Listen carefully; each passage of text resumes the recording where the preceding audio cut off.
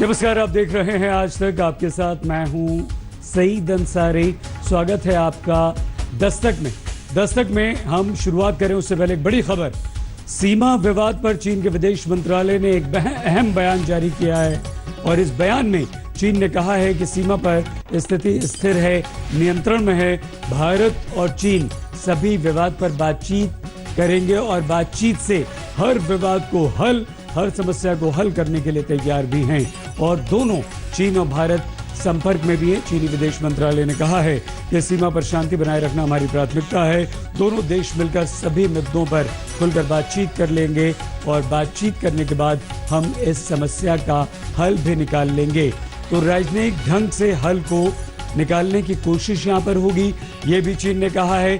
चीन के विदेश मंत्रालय का बयान आया है। आपको याद होगा 6 तारीख को ही भारत और चीन के बीच बातचीत हुई थी और उसके बाद आज राजनाथ सिंह ने तीनों सेना प्रमुखों के साथ एक अहम बैठक की थी। उसके बाद ये अहम बयान चीन की तरफ से।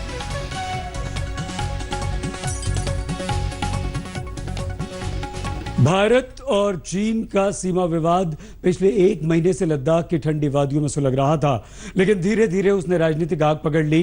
कांग्रेस की पूर्व अध्यक्ष राहुल गांधी ने सीमा की सुरक्षा को लेकर गृह मंत्री अमित शाह पर शायराना नहला फेंका तो दहला मारा रक्षा मंत्री राजनाथ सिंह ने। राजनाथ सिंह ने यह भी कहा कि चीन से क्या बात हुई वो देश को बताएंगे जरूर, मगर संसद में।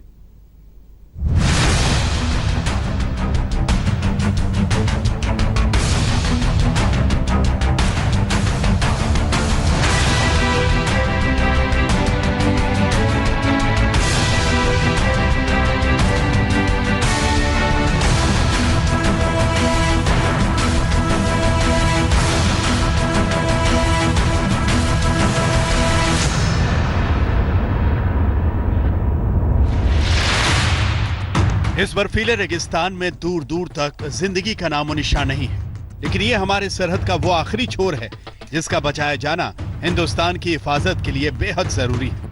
लद्दाख में मौसम ठंडा है, लेकिन उसको लेकर नई दिल्ली में सियासी मौसम जून की गर्मी से कहीं ज्यादा तप रहा है और ये सब शुरू हुआ गृह मंत्री अमित शाह के बयान से।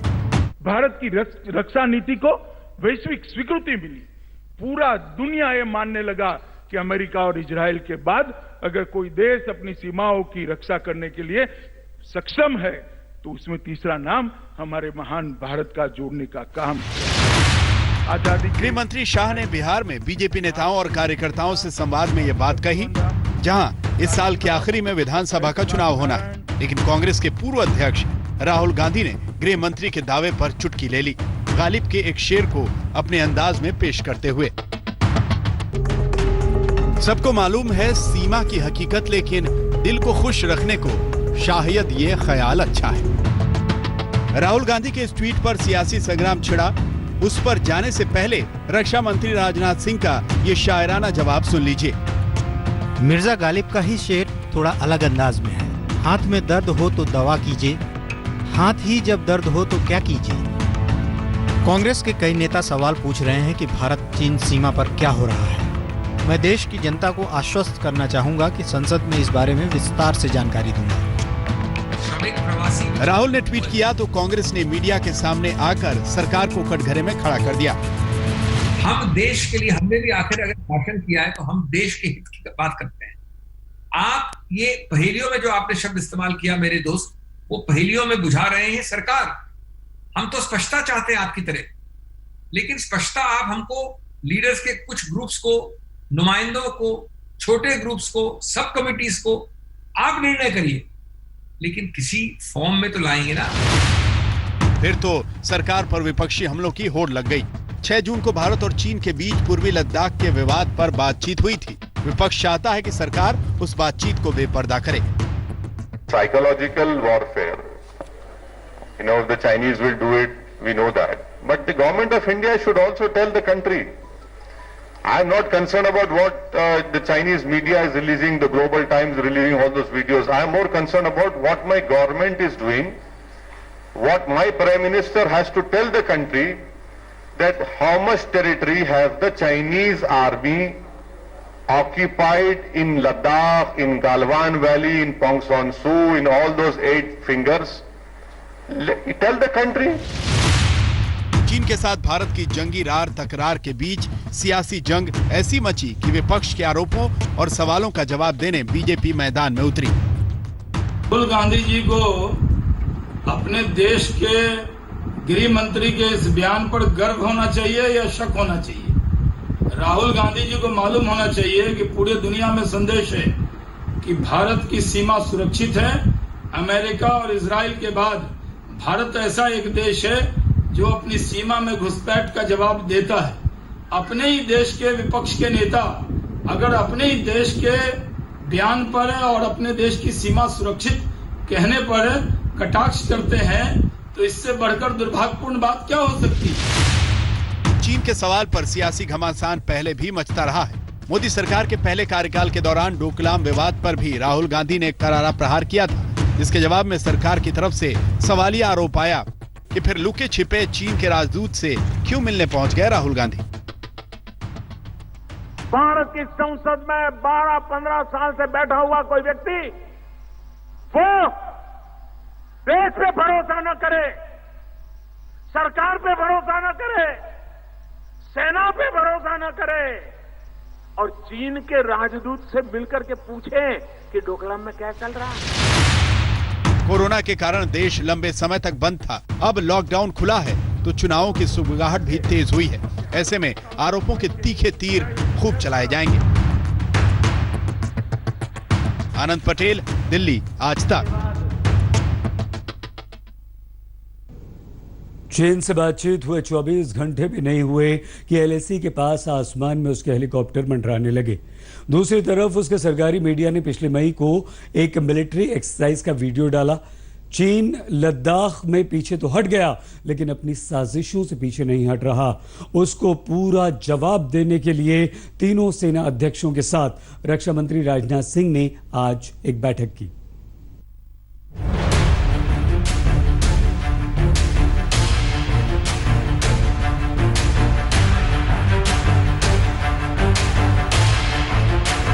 अभी दोस्ती की बात और समझौते की समझ बने 2 दिन भी नहीं बीते कि चीन ने अपना रंग दिखा दिया। लद्दाख से ताजा खबर यही है कि वहां कई हेलीकॉप्टर उसके आसमान में उड़ान भर रहे हैं। चीन की इस हिमाकत पर भारत पूरी तरह चौकन्ना है।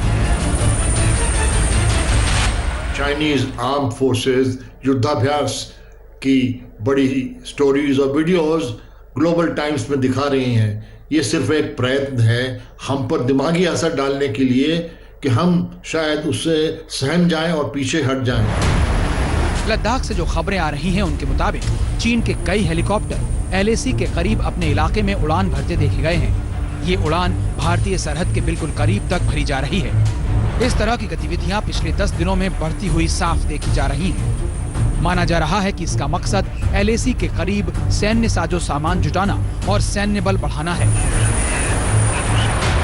सूत्रों के मुताबिक 10-12 चीनी लड़ाकू विमानों को हुतान गलगुंजा बेस के पास तैनात किया गया है, जो ईस्टर्न लद्दाख से सटे इलाके में है। इतना ही नहीं, चीनी विमान ईस्टर्न लद्दाख के 30 किलोमीटर अंदर तक उड़ान भरते हुए देखे जा चुके हैं, जो अंतर्राष्ट्रीय नियमों के अनुसार भारतीय सीमा से 10 किलोमीटर ही दूर है। चीन की हर चाल का उसकी भाषा में ही जवाब देने के लिए रक्षा मंत्री राजनाथ सिंह ने तीनों सेनाध्यक्षों के साथ बैठक की। चीन की चालबाजियों को देखते हुए भारत ने भी अपनी तैयारियों को चाक चौबंद करना शुरू कर दिया है। रक्षा मंत्री राजनाथ सिंह ने सीडीएस और तीनों सेना प्रमुखों के साथ बैठकर हालात का जायजा लिया। ऐसे में तीनों सेनाओं ने सरकार के सामने सुझाव और चीन के खिलाफ अपने विकल्प रखे। हालांकि भारत की कोशिश है कि इस मामले को बातचीत के जरिए हल कर लिया जाए। कमाल देखिए कि एलएसी पर भारत ने तनातनी खत्म करने की कोशिश की। उस बातचीत के 24 घंटे भी नहीं बीते कि चीन के सरकारी अखबार ग्लोबल टाइम्स ने वीडियो अपलोड करते हुए लिखा कि चीन की सेना ने भारत से सरहद पर तनाव के बीच सैन्य अभ्यास किया और ये अभ्यास उत्तर पश्चिम चीन में ऊंचाई वाली जगह पर किया गया। इस वीडियो में PLA के हजारों सैनिक सैन्य अभ्यास करते दिख रहे हैं। चीन के अखबार ग्लोबल टाइम्स का दावा है कि हुबेई प्रांत से नॉर्थ वेस्टर्न इलाके तक चीनी सैनिकों को पहुंचाने में बस चंद घंटे ही लगे। ये वीडियो 14 मई का है। तो सवाल ये कि आखिर इसे सरकारी मीडिया के जरिए अब क्यों जारी किया जा रहा है। इस वीडियो में कई जवान और पैरा ट्रूपर्स को नॉर्थ वेस्ट रीजन में जाते दिखाया गया है। इस अभ्यास से जुड़े टैंक और तमाम वाहन 76 ग्रुप आर्मी से जुड़े बताए गए हैं। जिस राज्य से सेना को ले जाया गया है वो कुछ दिन पहले तक कोरोना से बदहाल था। चीन इस पर सफाई भी देने लगा है कि ऐसा वो क्यों कर रहा है। 以往有了重大突破，极大的拓展了我们兵力投入途径，提高了整件制兵力投入效率。 ये चीन की दबाव की रणनीति हो सकती है, लेकिन भारत उसकी प्रेशर टैक्टिक्स को अच्छे से समझ चुका है। मंजीत नेगी, दिल्ली, आज तक।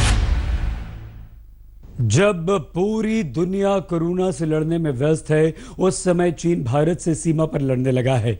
भारत ने जवाब में हर जगह अपनी सेना को तैनात कर दिया। आर्मी के एक लेफ्टिनेंट जनरल हिमाचल प्रदेश में सीमा पर पहुंच गए अपने जांबाजों की तैनाती का जायजा लेने।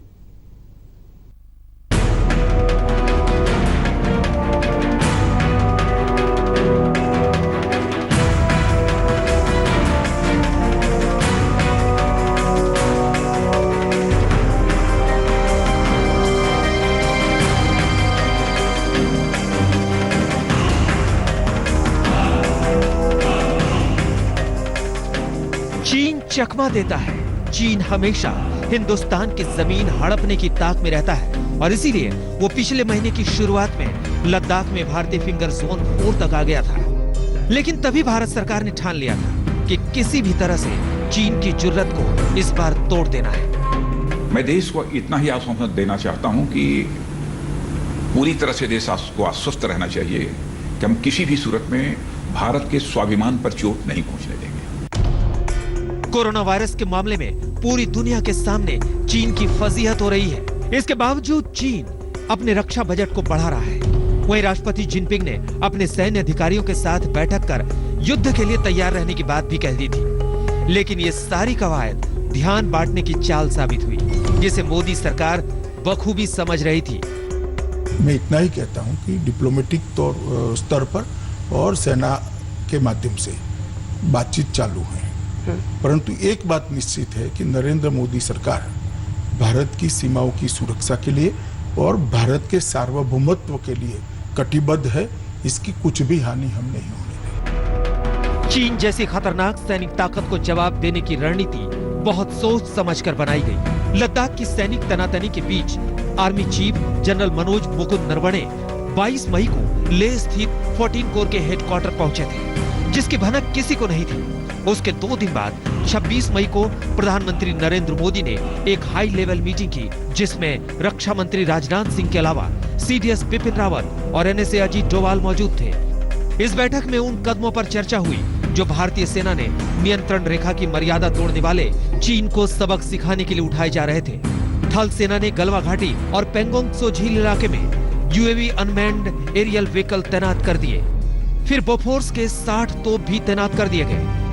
वहीं वायुसेना ने पूर्वी लद्दाख में अपनी गतिविधि बढ़ाते हुए चिनूक हेलीकॉप्टर को फॉरवर्ड इलाकों में उतार दिया।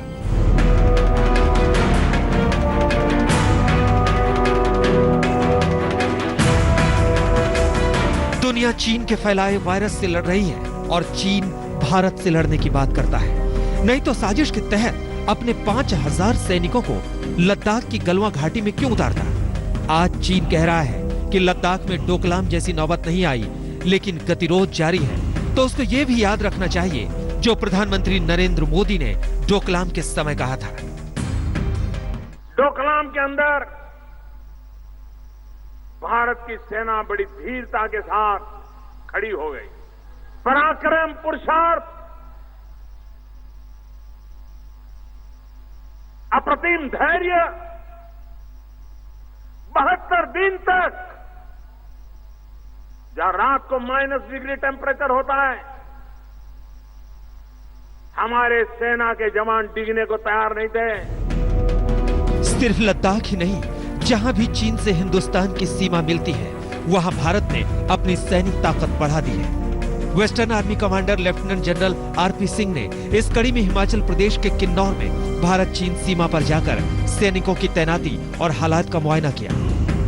लद्दाख के डेप्संग और चुमर में भी फौजी टुकड़ियां जमा हो गई है। वहीं उत्तराखंड के बरहोटी में सेना लगाई गई है। दूसरी तरफ अरुणाचल प्रदेश से लेकर उत्तरी सिक्किम तक जवान मुस्तैद हो चुके हैं। चीन के खतरनाक खेल को देखते हुए भारत ने उन जगहों पर अपनी टीम लगाई जहां 1962 के युद्ध के निशान हैं। आज तक ब्यूरो। चीन की लद्दाख वाली हरकतों ने हिंदुस्तान को गुस्से में भर दिया। क्या खास क्या आम, सभी चीनी प्रोडक्ट्स के बहिष्कार की बात करने लगे। इस पर चीन की बौखलाहट बढ़ गई है।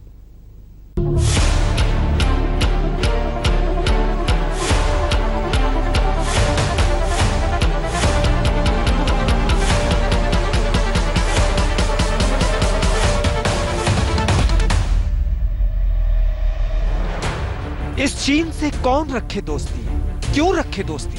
जिस चीन के डीएनए में धोखा भरा है, जिसकी रगों में खून की जगह विश्वासघात बहता है, उस चीन के साथ कैसे निभाव हो सकता है? इसीलिए तो चीनी सामान के बहिष्कार की मांग उठने लगी है। इस बीच प्रधानमंत्री मोदी के आत्मनिर्भर भारत के नारे से भी बुलंदी मिली। विश्व की आज की स्थिति हमें सिखाती है कि इसका मार्ग एक ही है, आत्मनिर्भर भारत। चीन का खिलौना, चीन के इलेक्ट्रॉनिक सामान और अब तो चीन से ही आ रहे पूजा पाठ के सामान। धीरे धीरे ऐसी सोच बनती जा रही है कि हिंदुस्तान चीन का माल खरीदता है और हिंदुस्तान से मिले पैसे को चीन हमारे ही खिलाफ इस्तेमाल करता है। इसीलिए इसके सामान के बहिष्कार की मांग तेज हुई तो चीन बौखला गया। उसको अपनी जेब में छेद होता नजर आने लगा। चीन के सरकारी अखबार ग्लोबल टाइम्स में खबर छपी कि भारत में कुछ अति राष्ट्रवादी पार्टियां लगातार चीन को बदनाम करने की साजिश रच रही हैं। चीन के सामान का बहिष्कार करने का अभियान चल रहा है, लेकिन यह संभव है नहीं। चीन धमकी दे रहा है कि यह भारत के लिए घाटे का सौदा होगा, क्योंकि सालाना 7,000 करोड़ से ज्यादा कारोबार हुआ है।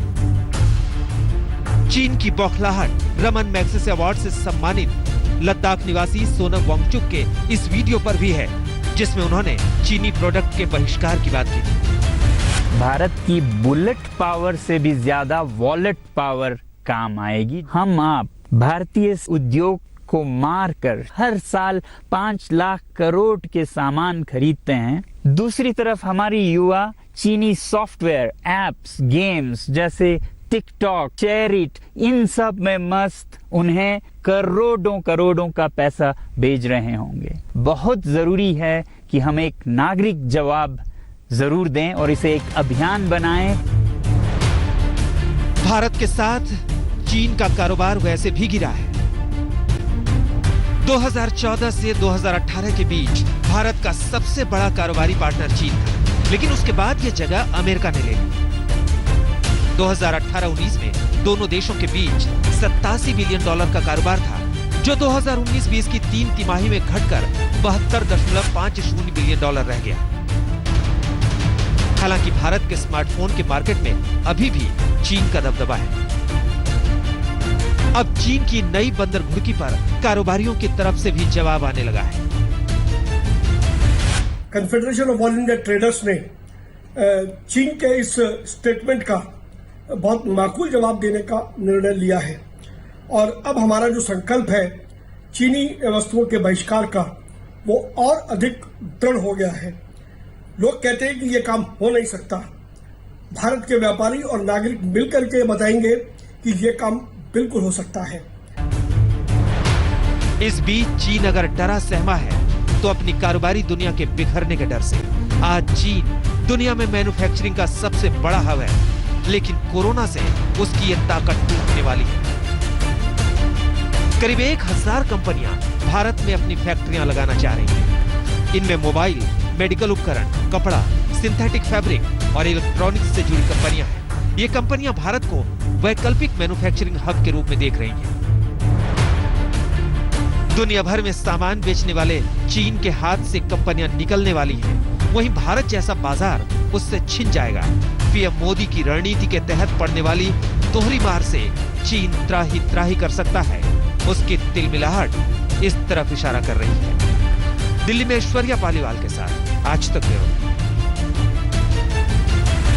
चीन को सबक सिखा रहा है भारत और चीन को यह बयान देने पर मजबूर भी किया भारत ने। आइए अब बात करते हैं प्रवासी मजदूरों की, जो कोरोना से बचने के लिए गांव आए थे, लेकिन सवाल ये कि भूख से बचकर कहां जाएंगे।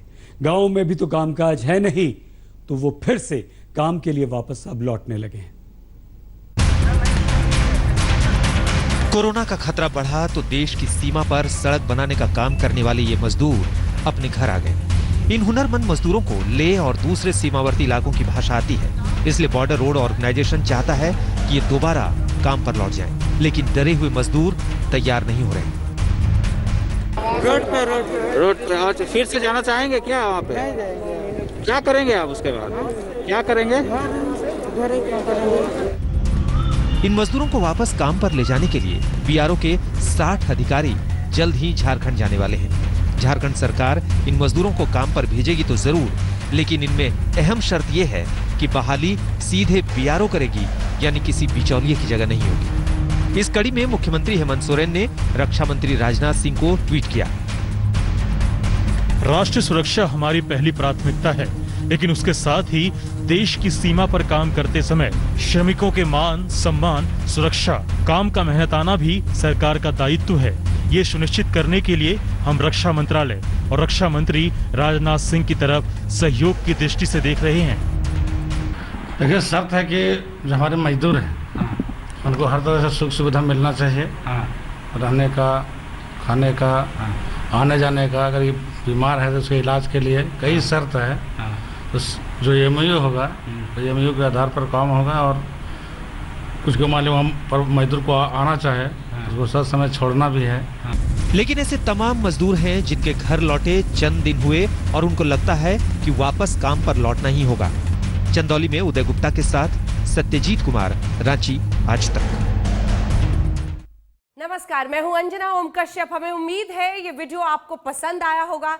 लेटेस्ट खबरों के लिए यूं ही देखते रहिए आज तक, और इस वीडियो के पसंद आने पर लाइक, शेयर एंड सब्सक्राइब करना ना भूलें।